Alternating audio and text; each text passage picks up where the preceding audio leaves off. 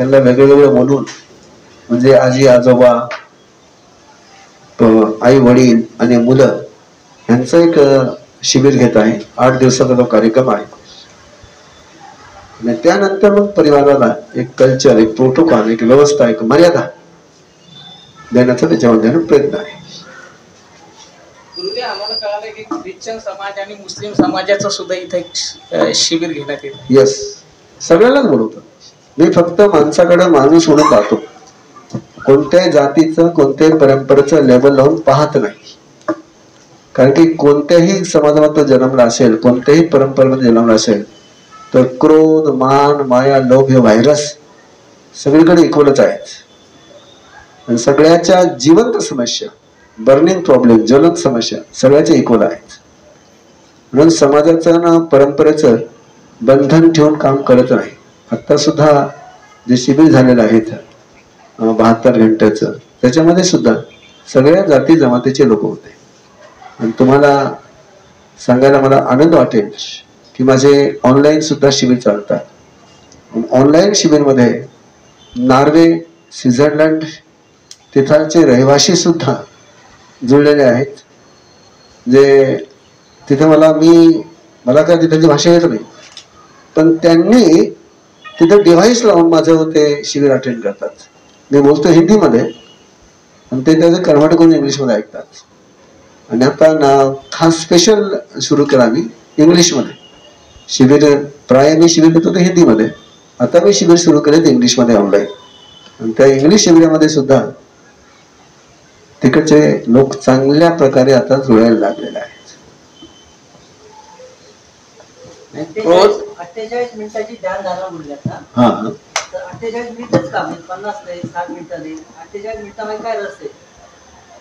आपलं जे ब्रेन आहे ना, लेफ्ट अँड राईट, त्याचे वर्किंग मॅक्झिमम लेफ्ट ब्रेन सातत्याने 45 मिनिट्स वर्क करू शकतं.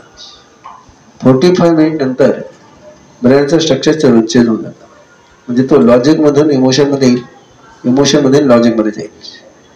म्हणून सगळीकडे, फक्त जैन धर्मामध्येच नाही, सायन्सच्या आधारावर सुद्धा आपल्या शाळेचे क्लास पिरियड 45 मिनिटातच असतात. कारण आपल्या ब्रेनची मॅक्झिमम फोकस व्हायची क्षमता ते 45 मिनिटचीच आहे. त्याच्या पुढे तो कुठेतरी ट्रॅक चेंज करणारच. म्हणून तो असं ठेवलेला आहे. सायंटिफिक आहे, वैज्ञानिक आहे. साधू संत हे क्रोध त्या याच्यापासून दूर गेलेले असतात म्हणतात. पण समाजात आम्ही बघतो की काही काही साधू खूप रागीट असतात, राग येतो त्यांना खूप. तर असं काय बोलावं? साधू संत मी ऐकलं तुमचं, मी त्यांचं ऐकलं तुमचं. पण माझ्या समोर ज्ञानेश्वर माऊली आहे, माझ्या समोर संत तुकाराम आहे, माझ्या समोर संत एकनाथ आहे, नामदेव आहे, चोखोबा आहे, सावता माळे आहे. ते माझे आदर्श आहेत. हे जे ज्यांचा तुम्ही उल्लेख करीत आहात ते फक्त उदर भरण्याकरता त्यांनी कपडे धारण केलेले आहेत. कपडे धारण करणं आणि साधना धारण करणं ह्याच्यामध्ये अंतर आहे. कपडे धारण करण्याला जर संत म्हणायला लागलो तर मग टिपणी फार पुढे जाईल. कुंभमेळ्यामध्ये संतांना नियंत्रणामध्ये ठेवण्याकरता पोलीस लागतात.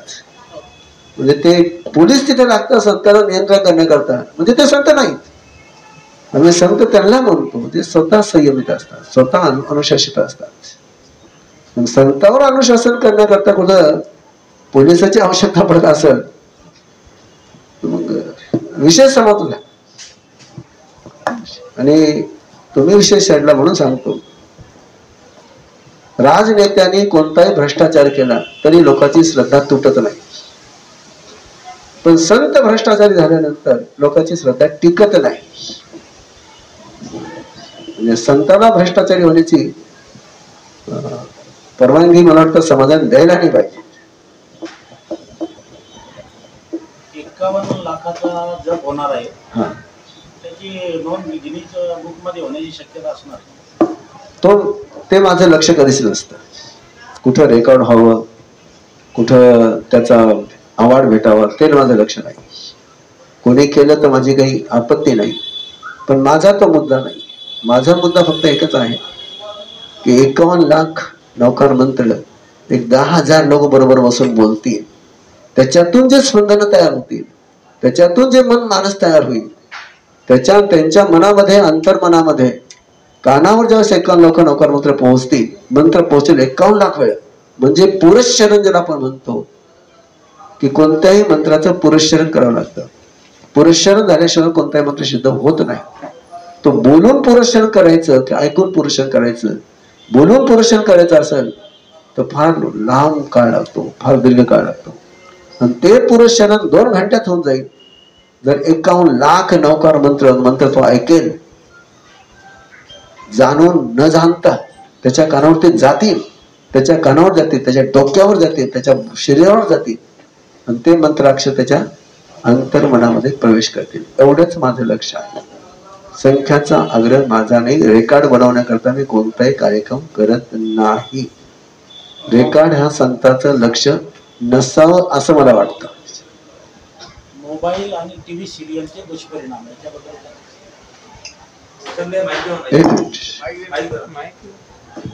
मोबाईल आणि टीव्ही सिरियलचे दुष्परिणाम बद्दल काय सांगणार आहोत? मोबाईल आणि टीव्ही सिरियल मालिका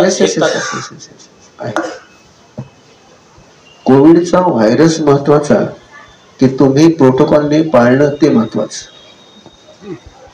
व्हायरसवर तुम्ही कंट्रोल करू शकता जर तुम्ही प्रोटोकॉल पाळला, मास्क लावलं, डिस्टन्स ठेवला असता, तो कोविड करता व्हॅक्सिन काढण्याची आवश्यकता पडली असते का? मोबाईल असो की टीव्ही सिरियल असो, ह्याला तुम्ही थांबवू शकत नाही. ते मार्केटिंग आहे, ज्याच्यातून त्यांना पैसे भेटतील तशी सिरियल ते आणतील. तुम्ही मार्केट समाप्त करू शकता. डिमांड असेल तर तशी मूवी तुम्ही डिमांड समाप्त करू शकता.